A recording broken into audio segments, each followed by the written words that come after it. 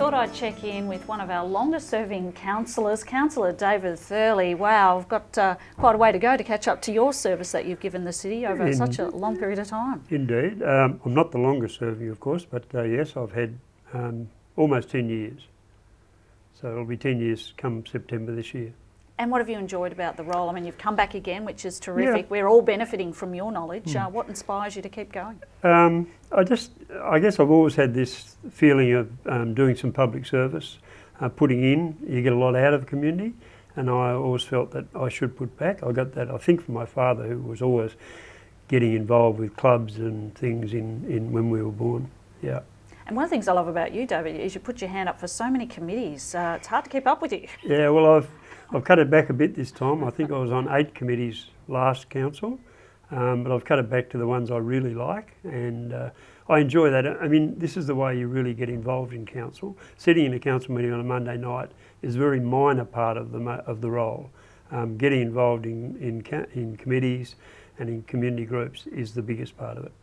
There's a new team on board this year in this term. How are you finding it? What are your impressions so far? Absolutely fabulous. I just love the energy that's coming from the new councillors. We've got 2 councillors returning from past service and 3 existing. I think that's a good balance.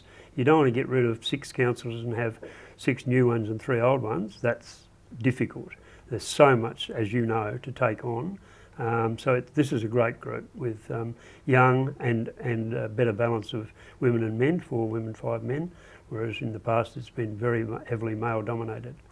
You must have some moments that give you great pride in what you see the city has done over the journey. Are some of those that come to mind? Look, there are lots of things, but I think the biggest one, and I've been on the Sustainability Advisory Committee, and some of the work we're doing around climate change and making our suburbs better, they're the things that I really like.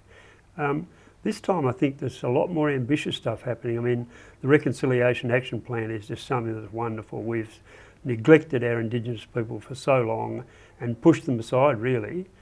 Even, as I mentioned in the debate just a week or 2 ago, we can't even use the place names that they had. They had names for everything, and yet we chuck them aside and named after some duke or earl or someone else like that.